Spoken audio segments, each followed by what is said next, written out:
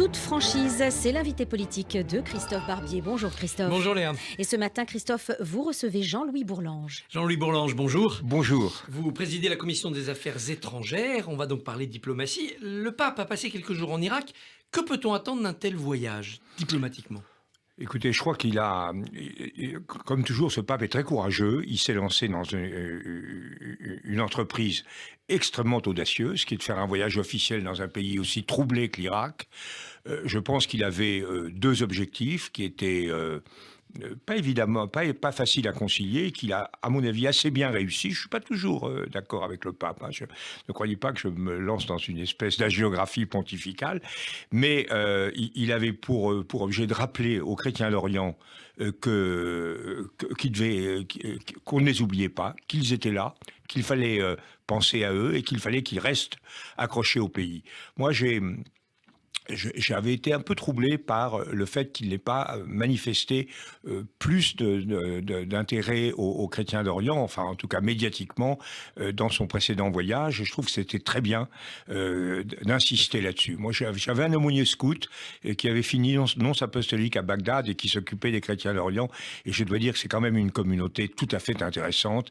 Et puis deuxièmement, il a lancé un message à l'islam. Et je crois que c'est quand même absolument bienvenu d'avoir un message interreligieux sur l'idée que les religions sont faites pour se parler, pour discuter et pour éliminer la violence. Le seul regret qu'on doit avoir, mais c'était évidemment lié à l'Irak, c'est que les trois pays du livre, les trois religions d'Abraham, si je puis dire, n'étaient pas représentées puisque les Juifs ne pouvaient pas être partie prenante à ce symposium, et c'est très dommage. Alors, la situation est en train de bouger. Joe Biden est arrivé. Que peut faire la France, que peut faire l'Union européenne pour venir dans le dossier iranien sur le nucléaire et jouer peut-être les arbitres ?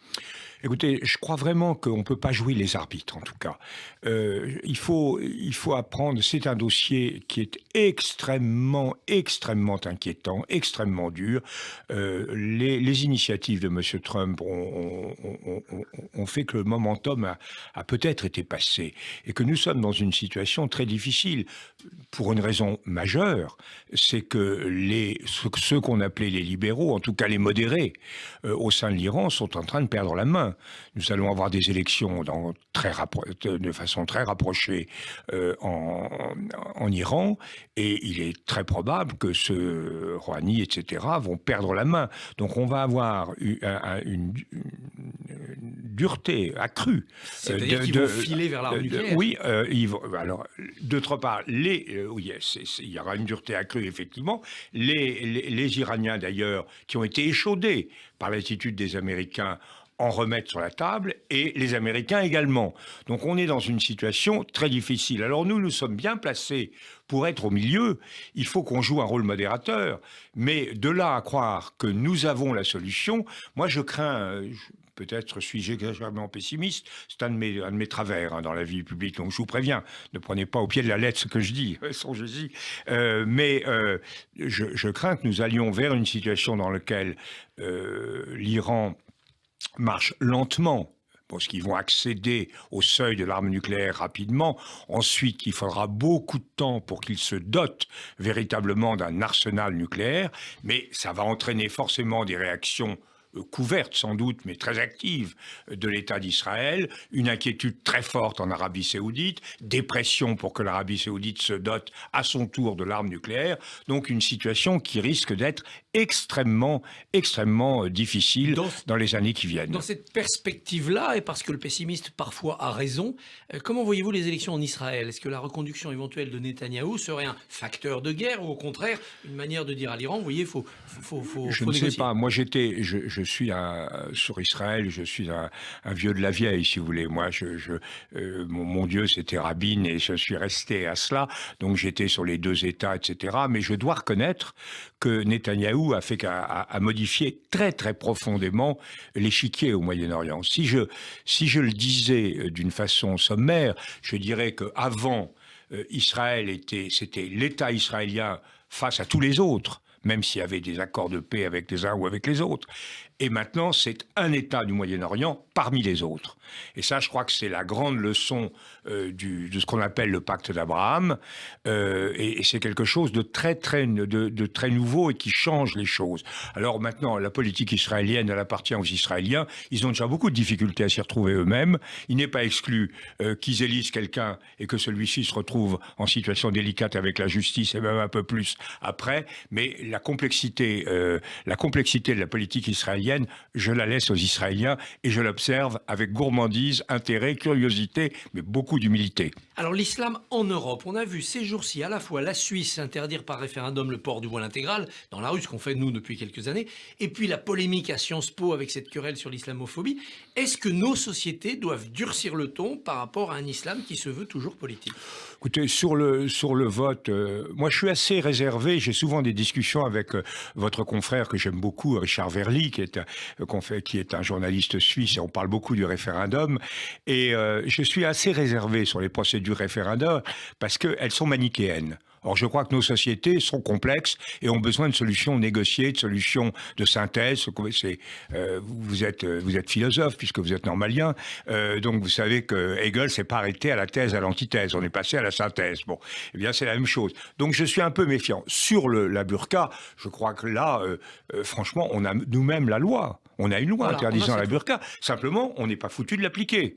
C'est quand même essayer de l'appliquer dans un certain nombre de quartiers, vous n'y arriverez pas. Donc, comme toujours, ce ne sont pas les principes, c'est ça. D'ailleurs, le législateur que je suis, en tant que membre de l'Assemblée nationale, souffre parce qu'on peut multiplier les principes, les améliorer, multiplier les textes de loi. Si pratiquement ça ne suit pas, c'est difficile.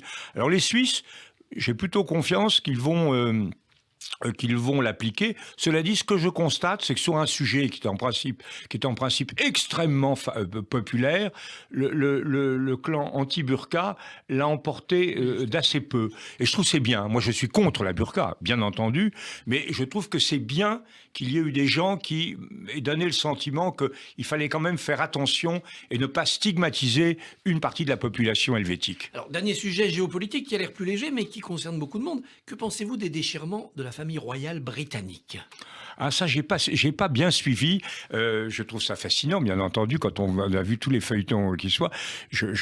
Mais je trouve que c'est l'habitude. La famille royale britannique, depuis des siècles, a toujours donné le spectacle de quelque chose d'extrêmement agité. La semaine dernière, sur une télévision, on avait le film La Favorite, qui me montrait les troubles sexuels de la reine Anne, qui est quand même d'illustre mémoire, qui est la dernière reine à avoir utilisé le droit de veto, et c'était assez croustillant, la querelle entre les deux femmes. Donc elle s'en remettra à la couronne. Et donc on a eu le prince régent après la guerre napoléonienne, c'était aussi assez croustillant, et maintenant on a ça. Non, j'ai plutôt de la pensée, de la compassion pour la reine qui voit son mari, je crois, hospitalisé aujourd'hui, et comme le prince, le duc d'Édimbourg n'est quand même pas un poulet de l'année, donc je pense que on a de quoi se préoccuper. Alors l'Union européenne fait face au défi de la vaccination. Certains pays, Hongrie, Autriche, Danemark, Pologne, achètent des doses ailleurs, se renseignent ailleurs, ne jouent pas le jeu du collectif.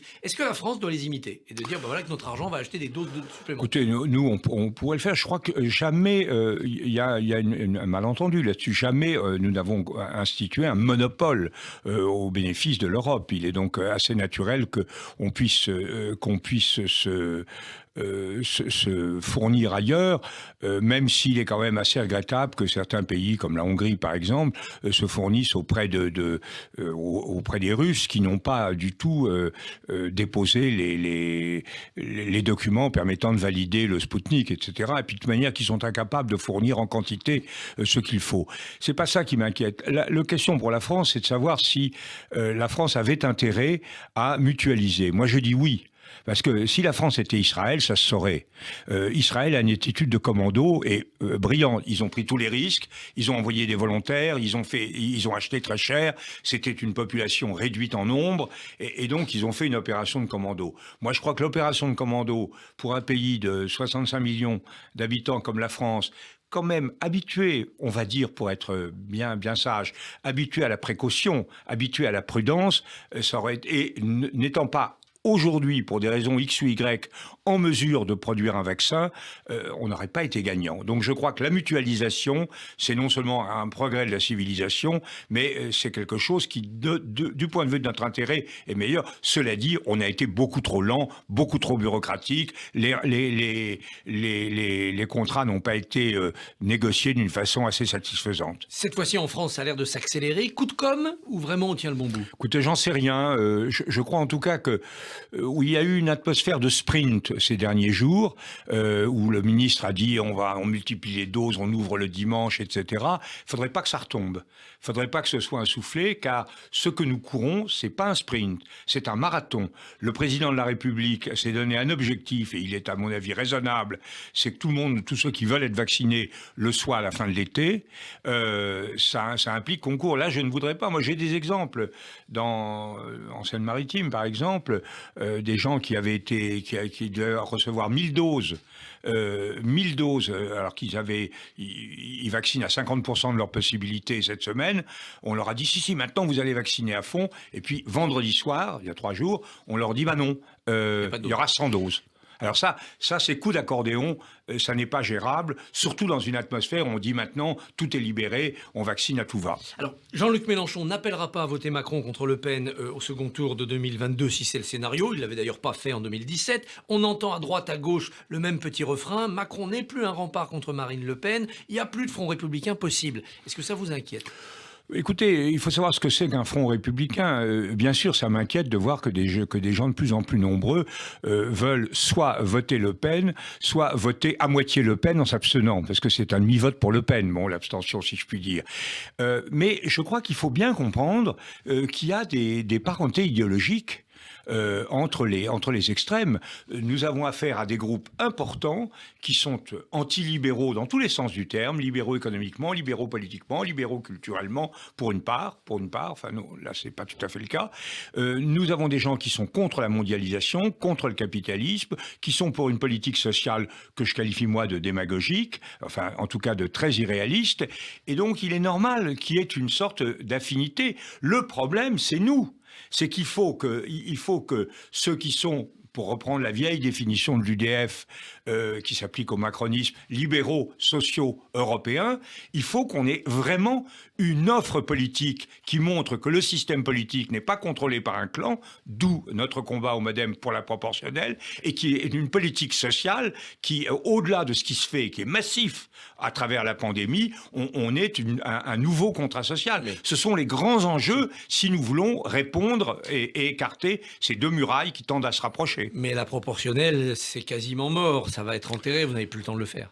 Alors, on a tout à fait le temps. Je ne suis pas sûr que le président de la République ait la volonté de le faire. Mais le temps, je vous rappelle que tous les modes de scrutin ont été réformés quelques mois avant les élections. Le général de Gaulle a introduit la proportionnelle en 45, juste avant l'élection. Il a introduit le scrutin majoritaire en 58, juste avant les élections. Mitterrand, en 51, on a changé la loi juste avant les élections.